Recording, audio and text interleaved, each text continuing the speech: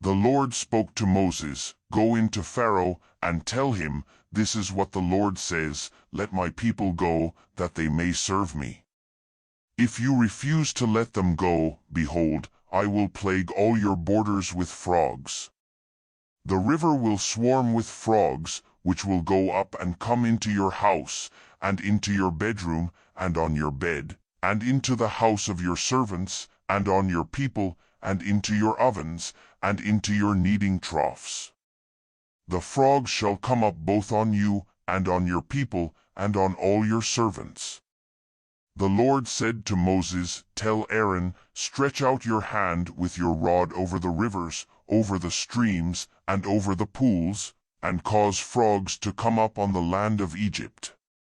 Aaron stretched out his hand over the waters of Egypt, and the frogs came up, and covered the land of Egypt. The magicians did the same thing with their enchantments, and brought up frogs on the land of Egypt. Then Pharaoh called for Moses and Aaron and said, "Entreat the Lord, that he take away the frogs from me and from my people, and I will let the people go, that they may sacrifice to the Lord." Moses said to Pharaoh, "I give you the honor of setting the time that I should pray for you, and for your servants, and for your people, that the frogs be destroyed from you and your houses, and remain in the river only." Pharaoh said, "Tomorrow." Moses said, "Let it be according to your word, that you may know that there is no one like the Lord our God. The frogs shall depart from you, and from your houses, and from your servants, and from your people. They shall remain in the river only." Moses and Aaron went out from Pharaoh, and Moses cried to the Lord concerning the frogs which he had brought on Pharaoh. The Lord did according to the word of Moses, and the frogs died out of the houses, out of the courts, and out of the fields. They gathered them together in heaps, and the land stank.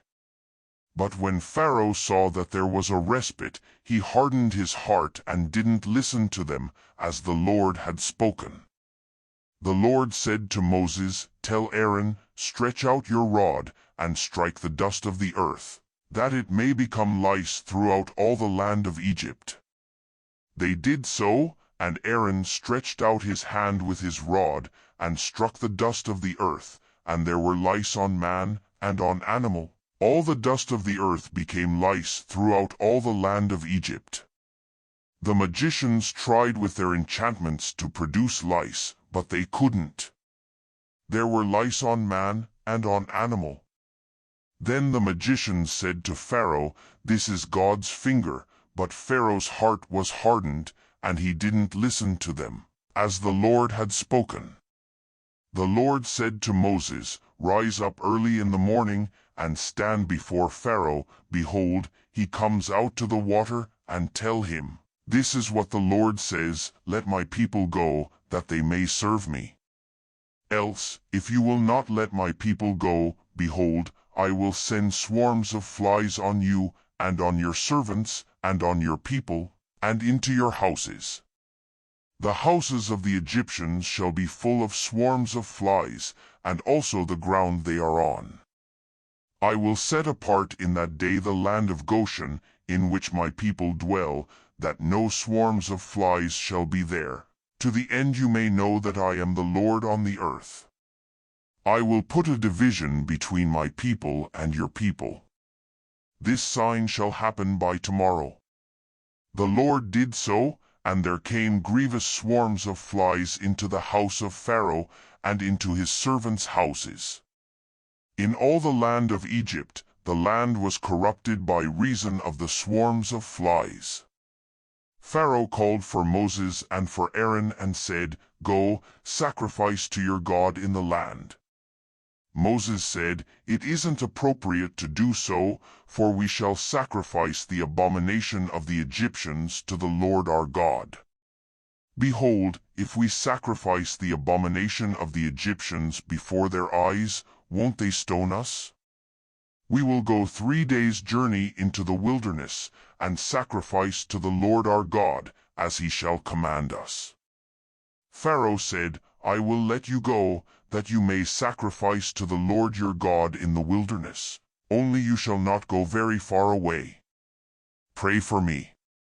Moses said, "Behold, I am going out from you. I will pray to the Lord that the swarms of flies may depart from Pharaoh, from his servants, and from his people tomorrow. Only don't let Pharaoh deal deceitfully any more in not letting the people go to sacrifice to the Lord." Moses went out from Pharaoh and prayed to the Lord. The Lord did according to the word of Moses, and he removed the swarms of flies from Pharaoh, from his servants, and from his people. There remained not one. Pharaoh hardened his heart this time also, and he didn't let the people go.